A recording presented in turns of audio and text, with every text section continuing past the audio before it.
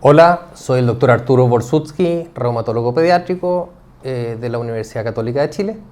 y les vengo a hacer la clase de una mirada integral, guía GES, artritis idiopática juvenil.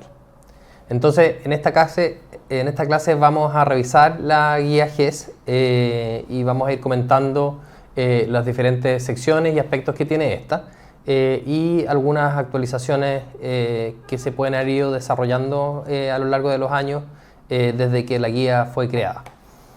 Entonces, como manera de introducción, la artritis idiopática juvenil es una de las enfermedades crónicas más comunes de la infancia. Frecuentemente persiste hacia la edad adulta y puede causar morbilidad significativa, incluyendo discapacidad física permanente, sobre todo si no es tratada adecuadamente. Y desde el año 2010 que tenemos cobertura del programa de garantías explícitas en salud, lo que ha mejorado enormemente el acceso a cobertura de tratamientos, exámenes y diagnósticos para los pacientes con AIJ en Chile. Y la presente guía que voy a presentar es una actualización de la guía GES que se había hecho en mayo del 2008 y después se actualizó nuevamente en el 2010. Hay una actualización pendiente por aprobarse en el Ministerio de Salud para ajustar algunos conceptos de tratamiento principalmente que se han desarrollado en los últimos años. Entonces el alcance de la guía básicamente es del problema de artritis idiopática juvenil, que como definición podemos decir que es la artritis que no tiene otra causa, o sea, tiene una etiología desconocida, que se inicia antes de los 16 años y dura por al menos 6 semanas, habiendo excluido otras conocidas condiciones. Y se han definido 7 subtipos de AIJ, está la AIJ sistémica, la poliartritis, que es FR o factor reumatoideo positivo o negativo, la oligoartritis, la artritis relacionada a entesitis, la artritis asociada a psoriasis o psoriática y la indiferenciada, que es la que no se ajusta a los criterios de definición de ninguna de las anteriores. Se estima más o menos que la AIJ hoy en día afecta a 1 de cada 1000 niños. Y en Chile se estimó hace muchos años una prevalencia de 7 cada 100.000 niños, pero hoy en día se cree que la prevalencia es de más o menos 1.500 niños con AIJ en el país. Entonces la guía se refiere a cualquiera de los tipos de presentación de AIJ que ya nos referimos y no a otras enfermedades reumatológicas pediátricas como lupus u otras enfermedades que afectan al sistema musculoesquelético. La guía está dirigida principalmente a reumatólogos pediátricos, pero también a otros especialistas que tienen que trabajar con pacientes con AIJ, como inmunólogos, pediatras, traumatólogos y médicos de atención primaria, además de otros profesionales de la salud como enfermeras, fisiatras, kinesiólogos y terapeutas ocupacionales. Esta guía, como bien dice el nombre, es una guía, no es una pauta mandatoria de tratamiento y por lo tanto el tratamiento debe ser ajustado caso a caso por profesionales competentes, especialistas en el área. Los objetivos de la guía es entregar recomendaciones acerca de sospecha de diagnóstica de AIJ, confirmación diagnóstica de la enfermedad, tratamiento, rehabilitación y seguimiento. Y por último hay 2 pequeños capítulos de la sospecha diagnóstica de uveitis y cómo se maneja y el esquema de vacunación de pacientes con AIJ. Hay un objetivo muy central en los tratamientos de pacientes con artritis juvenil, que es mejorar la funcionalidad y la calidad de vida relacionada con la salud y proporcionar una adecuada integración al medio social de cada paciente. Y por último, prevenir secuelas funcionales secundarias a la AIJ inadecuadamente controlada. Hoy en día un paciente con artritis juvenil debiera poder tener una vida lo más normal posible. En general, si es que tiene una artritis controlada, debiera poder hacer todo lo que quisiera hacer. Del punto de vista de recomendaciones para prevención primaria, eso significa prevenir que alguien le dé artritis juvenil, no existen hoy en día factores modificables conocidos que puedan intervenir con el objetivo de lograr la prevención primaria de AIJ. Por lo tanto, nos tenemos que basar en primer momento en la pesquisa precoz o tamizaje. El pediatra y los profesionales de salud de atención primaria deberán realizar el tamizaje o screening y confirmar o descartar la sospecha de la patología. El examen del aparato locomotor debe detectar cualquier alteración de la marcha, conocer el crecimiento y desarrollo normal del niño o adolescente a través de una historia reumatológica adecuada, un examen físico del aparato musculoesquelético y de otros segmentos, posturas, patrones de marcha, rangos de movimiento articulares normales y anormales y estudios de motricidad gruesa y fina.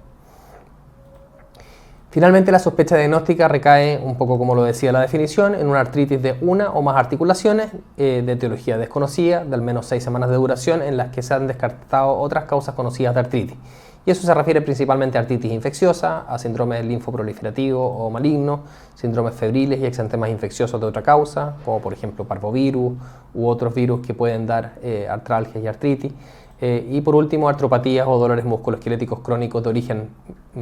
mecánico o traumatológico.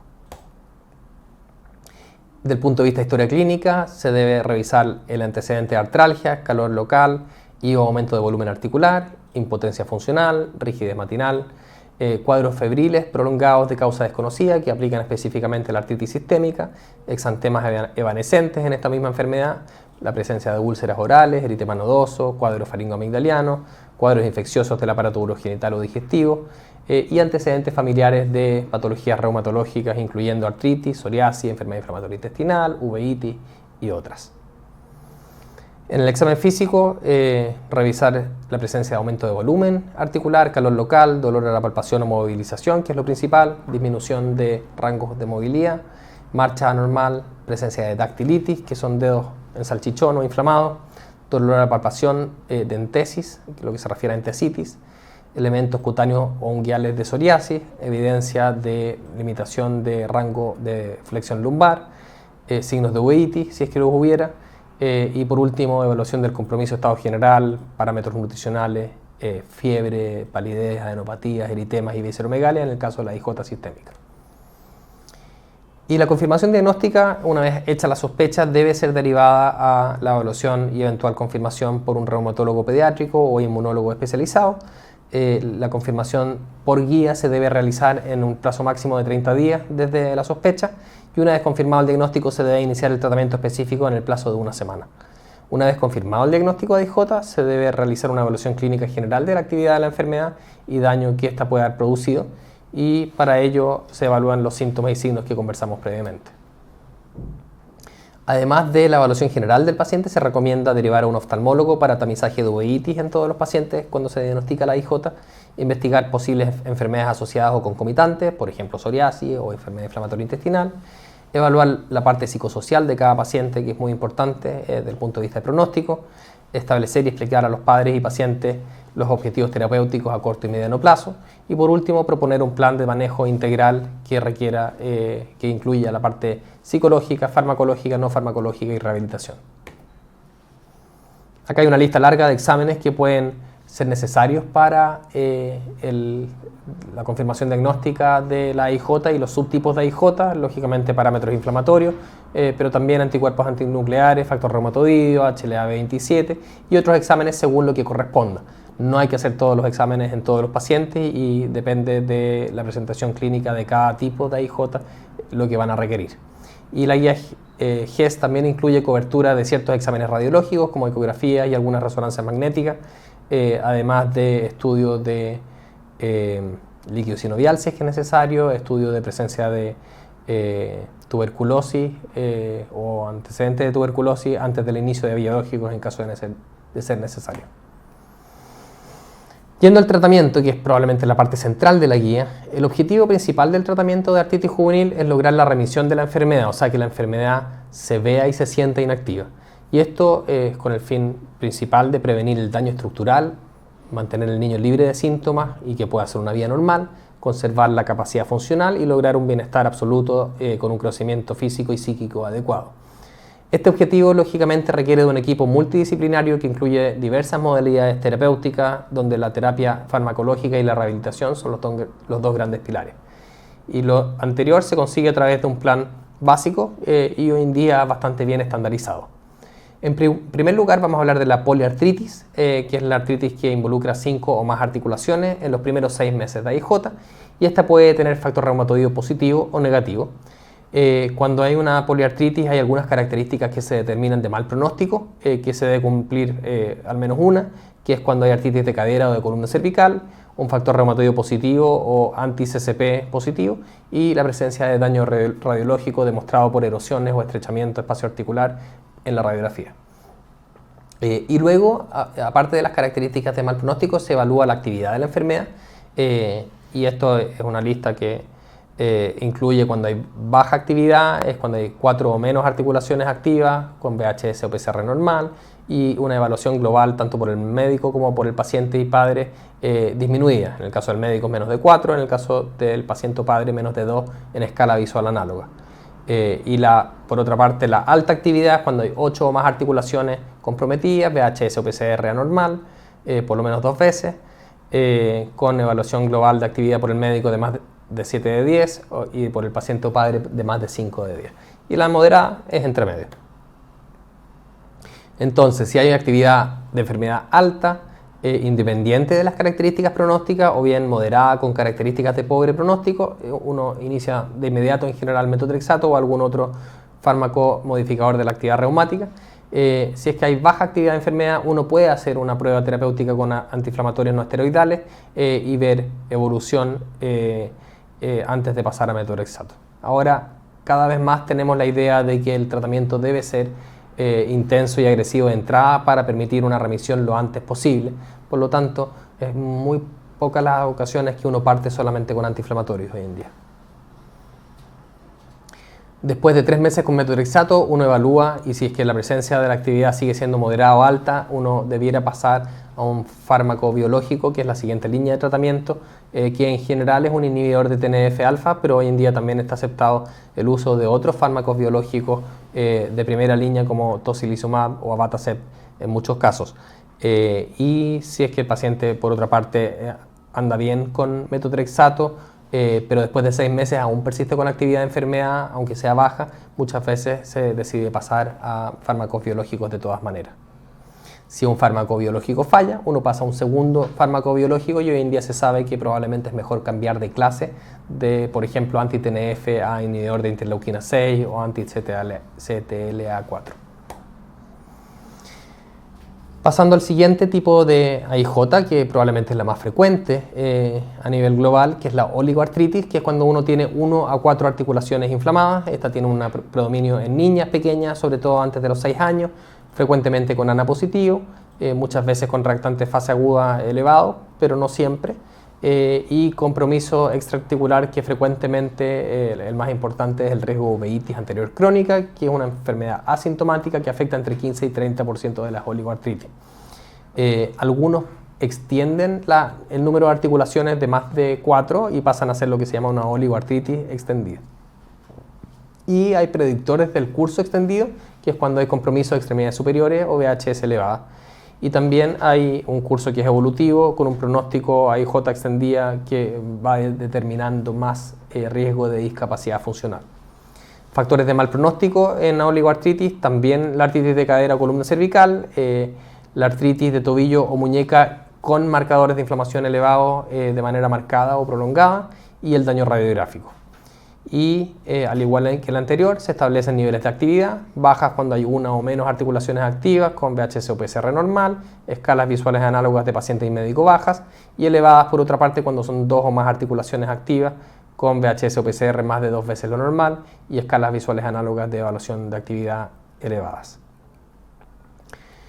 En el caso de oligoartritis se puede realizar monoterapia con antiinflamatorios en casos de baja actividad de la enfermedad y sin contractura articular y sin características de mal pronóstico. Pero si es que el tratamiento con AINES no es suficiente, se necesita pasar al tratamiento de siguiente fase. En casos de oligoartritis es muy utilizada la inyección intraarticular con corticoides, que en general se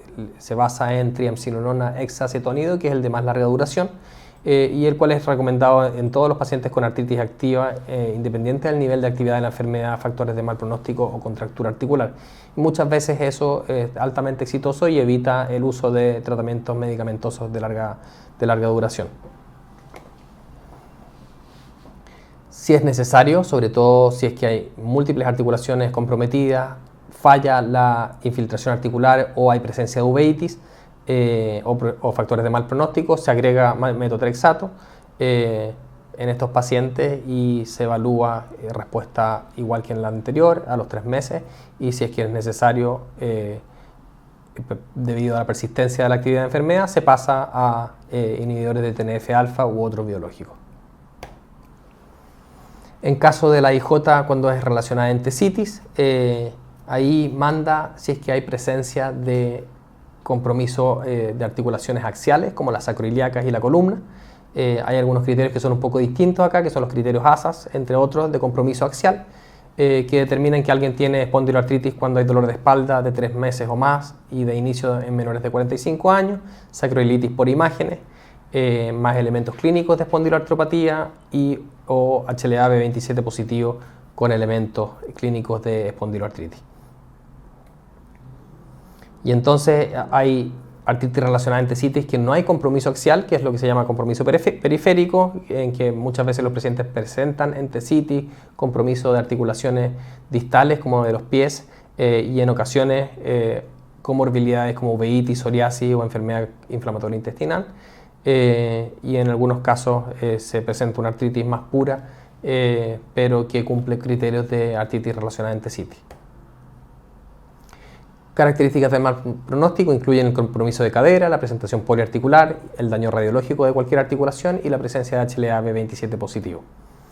Y también, igual que en las anteriores, se puede determinar baja actividad de enfermedad con 4 o menos articulaciones activas, flexión lumbar normal, parámetros inflamatorios normales y escalas visuales análogas de baja actividad, y alta cuando hay 8 o más articulaciones activas, parámetros inflamatorios elevados y escalas visuales análogas elevadas. No se ve en demasiado detalle, pero la artritis relacionada a entesitis tiene un flujograma de tratamiento que también depende de los factores de mal pronóstico y la actividad de la enfermedad. Uno puede partir con AINES y methotrexato y en algunos casos corticoides, tanto sistémicos si es que hay factores de mal pronóstico o intraarticulares si es que hay alguna articulación accesible, pero en pacientes que presentan compromiso axial o factores de mal pronóstico o no mejoran con los tratamientos anteriores, se pasa rápidamente a tratamiento biológico, en general con anti-TNF-alfa, que es lo que está mejor estandarizado para este tipo de artritis. La IJ psoriática, por su parte, comprende una entidad heterogénea en la que no todos los pacientes tienen psoriasis, de hecho en niños muchos no tienen psoriasis, hay probablemente 2 grupos de enfermedad, los que tienen una artritis de debut a temprana edad, que son preescolares con oligoartritis, frecuentemente mujeres con ANA positivo, y por otra parte escolares y adolescentes con una mayor preponderancia de artritis axial y eventualmente una espondiloartritis. En estos pacientes los AINES sirven para aliviar los síntomas musculoesqueléticos. Si es que hay enfermedad activa, igual que en los otros casos, se usa fármacos modificadores de actividad reumática. Si es que hay compromiso cutáneo importante, methotrexato de preferencia. Se pueden usar corticoides intraarticulares en algunos pacientes con oligoartritis, y si no hay respuesta a FARMES o DMARDs, como se llama en inglés, agregar un anti-TNF-alfa. Y si falla un biológico, se puede pasar un biológico del mismo o diferente tipo. Y por último, vamos llegando a la artritis sistémica, que se puede diferenciar de cuando hay presencia de síntomas sistémicos como fiebre, rash, adenopatía, de cuando no la hay. Características de mal pronóstico cuando hay más de 6 meses de duración de síntomas significativos sistémicos como fiebre, elevación de reactantes de fase aguda y necesidad de corticoides sistémicos a largo plazo. La actividad de enfermedad la determina en general en su grado severo cuando hay fiebre y serositis u otras características de enfermedad significativa que resulta en una escala global análoga de enfermedad de más de 7 de 10. Y no se incluye en la guía GES el tratamiento de la activación macrofágica, que es una complicación grave de esta enfermedad, que tiene pautas de tratamiento separadas. Entonces, en caso de una IJ con síntomas sistémicos activos, solamente si es muy reciente o de baja nivel de actividad se parte con antiinflamatorios, pero en general la base del tratamiento son glucocorticoides sistémicos. Independiente de los factores de mal pronóstico, si persiste con fiebre se usan de todas maneras, y rápidamente hoy en día se usa la asociación con fármacos biológicos modificadores de actividad reumática, principalmente tocilizumab, que está incluido hoy en día en el GES, y en ocasiones se pueden usar antiinterleuquina 1 como anakinra, que no está disponible en el país, o canakinumab, que está disponible pero no está incluido en el programa GES. Cuando hay artritis activa en una artritis sistémica, pero sin síntomas sistémicos, en general pasa a tener una pauta similar a la de una poliartritis. En ese sentido, se puede usar metotrexato y se puede usar fármacos biológicos modificadores de actividad reumática y frecuentemente se usa un flujograma que es similar al de poliartritis, en que uno pasa de metotrexato con o sin AINES o corticoides intraarticulares a fármacos biológicos como anti-TNF o tocilizumab para controlar la enfermedad si es que es necesario. Y eso es la revisión del tratamiento de la artritis propiamente tal. La guía GES contempla dos capítulos adicionales. Uno es de uveitis, que es importante tener en cuenta siempre como complicación de esta enfermedad. Es la complicación más frecuente en la IJ, teniendo dos tipos de presentaciones súper claras. Una es una forma crónica que es asintomática, que es frecuentemente de ver en la IJ oligoarticular, y una forma aguda que es característica de la espondiloartriopatía y es así, se presenta con ojo rojo, dolor ocular y otros síntomas. La frecuencia de uveitis claramente depende del tipo de IJ y, como mencionábamos antes, es más frecuente en oligoartritis, sobre todo si hay ANA positivo. Y los factores de riesgo de uveitis son la oligoartritis, el sexo femenino, los ANA positivos y una edad de inicio temprano. La frecuencia de tamizaje de uveitis en AIJ depende de estos valores, básicamente edad, ANA positivo y tipo de enfermedad, y varía según el tipo de artritis. Pasando a otro acápite de la guía GES, se habla del uso de vacunas en pacientes con AIJ, que esto fue desarrollado mucho más en extenso en una guía recientemente publicada de vacunas en inmunosuprimidos por parte del Ministerio de Salud, pero básicamente el esquema PNI se debe modificar en pacientes con artritis juvenil para incluir influenza, como toda enfermedad crónica, y en el caso de usar fármacos inmunosupresores hay variaciones según la intensidad del fármaco, si es que pueden recibir vacunas a virus vivo como la 3 vírica o no pueden recibirlas del todo. Y hay algunas excepciones. Hoy en día, en casos de pacientes, por ejemplo, que están solo con metotrexato, se puede recibir refuerzos de vacuna 3 vírica, pero no se debiera recibir ningún tipo de vacuna viva en pacientes con anti-TNF u otros biológicos o inmunosupresión más intensa. Por último, la guía contempla un capítulo de rehabilitación, que es parte fundamental del tratamiento de niños con artritis juvenil, sobre todo pacientes que ya presentan daño articular, contractura o requieren una rehabilitación más intensiva. Y acá los objetivos generales de la rehabilitación son mantener o mejorar las capacidades funcionales de los pacientes, minimizar el daño producido por la enfermedad inflamatoria articular, prevenir complicaciones, educar sobre la enfermedad, orientar al paciente y su grupo familiar sobre el pronóstico funcional y expectativas de vida, y mejorar la calidad de vida del paciente y su grupo familiar de todas maneras. Muchas veces la rehabilitación la conduce un fisiatra que divide las etapas de rehabilitación en una etapa aguda, que es cuando el paciente está inflamado, una etapa subaguda, cuando el paciente ya se empieza a mejorar, y cuando el paciente está en remisión, que se hacen sesiones menos frecuentes. Y acá los objetivos ya los discutimos, que es disminuir la severidad del dolor, mantener rangos de movilidad articular, que es fundamental, evitar que se produzcan limitaciones articulares adicionales, prevenir debilidad muscular. Muchas veces por inactividad los pacientes empiezan a producir atrofia muscular, y hay muchos métodos terapéuticos que ocupan los profesionales de la fisiatría, kinesioterapia y terapia ocupacional, incluyendo hidroterapia, electroenergesia, crioterapia, ferulaje, psicoterapia y orientación. La hidroterapia es importante que sea con temperatura adecuada. Si es una piscina muy fría, finalmente va a ser más contraproducente, produciendo más contractura. La electroterapia con TENS debe ser a tolerancia del paciente y dependiendo del tipo de artritis del paciente, si es que la necesita. Lo mismo crioterapia y ferulaje en casos bastante excepcionales en que se ha producido una limitación de rango articular que no responde a tratamiento simplemente kinésico y requiere el poder avanzar en grados de movilidad articular mediante esta técnica. Acá se discute lo mismo más o menos en etapa subaguda con objetivos de tratamiento que son un poco más dirigidos a mantener y aumentar los rangos de articulación. La parte de dolor ya debería estar un poco más de lado en esta etapa, y las técnicas y metodologías que se usan son similares. Y por último, en etapa de remisión, si es que hay contracturas de limitación de rango, se deben mejorar los rangos de movimiento articular, mantener y mejorar la condición aeróbica y tolerancia al esfuerzo, aumentar la fuerza y resistencia muscular, sobre todo considerando que los pacientes pueden rebrotar su artritis en el futuro y pueden volver a tener que requerir manejo de fase aguda.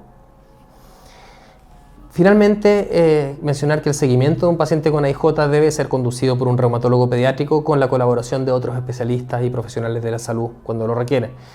Durante periodos de actividad de la enfermedad, los pacientes deben ser evaluados frecuentemente. Sin embargo, a medida que el paciente mejora y entra en remisión, se deben y se pueden espaciar las visitas a médico, pudiendo llegar a hacer visitas cada 6-12 meses en pacientes que están en remisión sin uso de medicamentos. Y la frecuencia de seguimiento de los pacientes con AIJ por oftalmólogo ha sido descrita en la sección previa, pero sobre todo en pacientes que van creciendo con la enfermedad, mientras más pasan años, menor es la frecuencia en general. Y eso sería la clase de hoy acerca de la guía GES, dando una mirada integral a esta guía. Es una guía que es bastante larga, traté de resumírsela de la mejor manera posible y espero lo hayan encontrado adecuado para poder comprender cómo usar esta guía en el futuro. Muchas gracias.